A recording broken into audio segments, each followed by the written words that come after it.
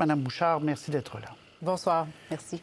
On va montrer un tableau, c'est pas compliqué. 2023, c'est une année extrêmement difficile pour les pannes. L'année n'est pas finie, puis il y a déjà plus de 1000, vous comptez ça en minutes, vous, hein? Oui. 1000 minutes, 16 heures, presque 17 heures en moyenne de panne en 2023. C'est énorme. Coudon, les branches, ça fait 5 ans qu'on me répond en entrevue, moi, qu'on en coupe plus, on en coupe plus. Pourquoi ça ne marche pas? Bon.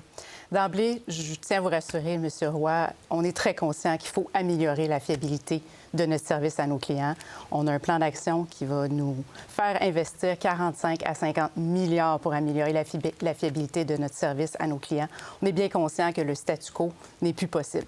Alors, les branches, il faut aller plus loin, il faut changer nos façons de faire. Alors, plutôt que de couper des branches, il va falloir couper de façon plus importante, créer des corridors de sécurité autour de nos fils. Et depuis 2018, on a doublé nos budgets en maîtrise de la végétation et on va continuer à intensifier nos efforts de ce côté. Mais malheureusement, les arbres, avec les changements climatiques, poussent de plus en plus vite. Et là, vous l'avez vu, la neige qu'on a eue hier, c'est une neige qui est 7 à 10 fois plus lourde que ce qu'on a normalement à ce temps-ci de l'année. Qu'à cela ne tienne, il faut, nous, Hydro-Québec, s'adapter à ça parce que c'est ce qu'on va connaître avec les changements climatiques. Parce que si à chaque fois qu'il neige, là, on est rendu à combien de clients qui manquent toujours d'électricité depuis hier matin ou l'autre nuit? Bon, dans la journée d'hier, donc, on est monté à 110 000. On a toujours 5 000 clients en panne. Il faut comprendre que là, à chaque geste qu'on pose, on réduit le nombre de clients qu'on rétablit. La moitié de ces pannes-là, c'est des pannes où j'ai moins de 50 clients que je rétablis à chaque effort que je fais. Et là, je suis dans les zones difficiles d'accès. Il y a déjà des endroits au Québec où on doit se promener en motoneige pour aller rétablir le système électrique. Alors ça retarde d'emblée le travail des équipes au terrain, mais on ne ménage pas les efforts. Je vous rassure, on est confiant qu'à 23 heures ce soir, la très, très grande majorité de nos clients vont être rétablis, à part les endroits où on a beaucoup de travail à faire de reconstruction. Bien, souhaitons-le. Mais je reviens au contrôle de la végétation, de ce que vous appelez le contrôle de la végétation, couper des branches. Sans blague, ça fait un certain nombre d'années que j'anime. On me dit ça depuis des années et des années et des années. À l'intérieur d'Hydro-Québec, on me racontait un peu de façon discrète qu'on avait beaucoup coupé pendant une période dans ce programme-là de la végétation. Mais depuis 5 ans, on n'arrête pas de me dire on double, on quadruple, on triple. Mais si on fait ça, comment ça se fait que ce n'est pas encore suffisant? Je vous repose la question, parce qu'on regarde les fils. Ça ne doit pas être si compliqué de couper des branches. Deux choses. Premièrement, notre réseau a plus de 150 000 kilomètres. Alors, faire le tour de tout ce réseau-là, ça prend environ 5 ans. Alors, les arbres que je coupe cette année vont avoir une incidence sur la qualité de service vers la fin de l'année et à partir de l'année prochaine. Donc, ça prend un certain temps à se déployer partout sur l'entièreté de notre réseau. Ça, c'est la première chose. Et la deuxième chose, il faut changer nos façons de faire la maîtrise de la végétation. Plutôt que de couper des branches, il faudra élaguer davantage et couper, abattre plus d'arbres. Quand vous allez élaguer davantage, à quel moment? À partir de maintenant, ça fait partie de notre plan d'action. Mais pour ça, on va devoir travailler en collaboration avec les municipalités et avec les citoyens parce que les arbres sont précieux et pour nous, ça nous prend la permission des gens pour abattre ces arbres-là. Donc, on va devoir travailler avec nos clients, les citoyens et les communautés pour être capable d'abattre davantage d'arbres qui sont à risque. Et non pas des branches. Et pas juste des branches, exactement. Il y a un arbre qui est sur mon terrain, vous devez avoir ma permission, donc.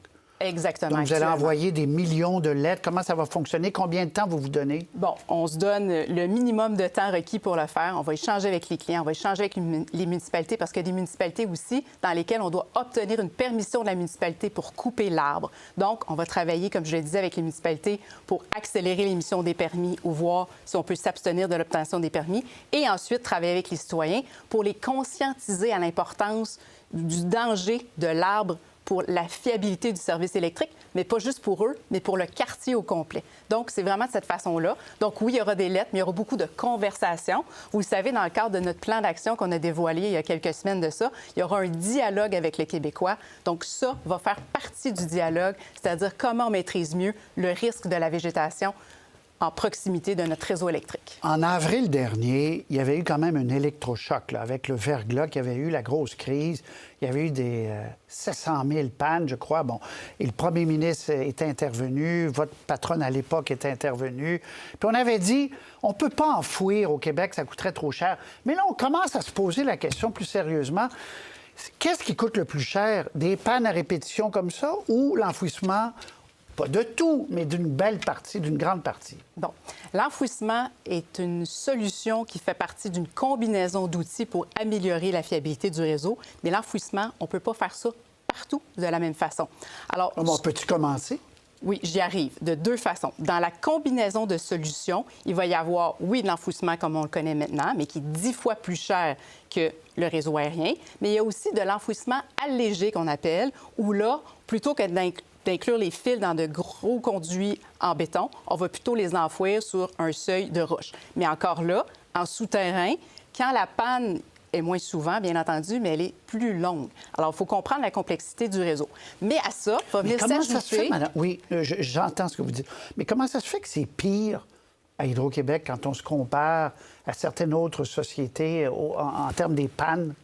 Il faut, je dirais, regarder le type de réseau qu'on a. On a un réseau qui est vraiment très long, très tentaculaire partout au Québec. Donc, quand on se compare, par exemple, avec d'autres utilités, on est un peu supérieur à la moyenne, j'en conviens. Il faut faire mieux, je l'ai dit tout à l'heure, mais on est surtout ceux qui avons, dans le passé, dépensé le moins par kilomètre de fil en maintenance et en investissement sur le réseau. Alors, c'est pour ça que dans notre plan d'action, on veut faire mieux. Hydro-Québec a été nonchalante de ne pas couper assez d'arbres, assez de branches pendant de nombreuses années. Je vous dirais, on a géré les arbres comme on a pensé qui était optimal, mais à ce moment-ci, avec les changements climatiques, les arbres qui poussent plus vite, hein, la chaleur fait en sorte que les arbres poussent plus longtemps sur la même période, donc plus vite. Donc, il faut s'adapter à la nouvelle réalité de changement climatique. Parce que vous avez, en conclusion, devant vous, des citoyens qui deviennent exaspérés plus rapidement, là. Il faut qu'on trouve une solution, là. On parle d'électrification, les gens deviennent de plus en plus dépendants à l'électricité. En plus! Alors, nous, notre travail, puis c'est ce qu'on dit dans notre plan d'action, il faut améliorer la fiabilité. Et ça, je vous garantis que nos équipes sont dévouées, dédiées à ça pour s'assurer qu'on répond aux attentes de nos clients. 2024, le graphique que j'ai montré, là, ça va baisser le nombre de minutes? Ce que je disais tout à l'heure, c'est que pour faire le tour de notre réseau à couper des arbres, ça prend quelques années. Alors, ce qu'on veut, c'est redresser la situation dès 2024, mais ce qu'on se donne comme objectif, c'est de réduire de 35 les pannes sur un horizon de 7 à 10 ans, malgré l'accélération des changements climatiques. Alors, c'est un objectif ambitieux, mais on est certain qu'on va le réussir avec nos équipes. Mais vous êtes ambitieux, c'est juste le tiers des pannes. Pourquoi on ne dit pas 50 moins de pannes? Bien, éventuellement, on arrivera à 50 mais il faut se donner quand même un objectif ambitieux. N'oubliez pas que présentement, avec l'accélération des changements climatiques, la tendance est à la dégradation. Alors là, il faut stabiliser puis ensuite s'améliorer. Alors, je peux vous garantir que c'est vraiment un objectif ambitieux, mais on est conscient des insatisfactions de nos clients, la fiabilité, puis c'est pour ça qu'on y travaille puis qu'on s'y consacre. Claudine Bouchard, vice-présidente exécutive, chef de l'exploitation infrastructure à Hydro-Québec, merci de nous avoir parlé. Merci à vous. Merci.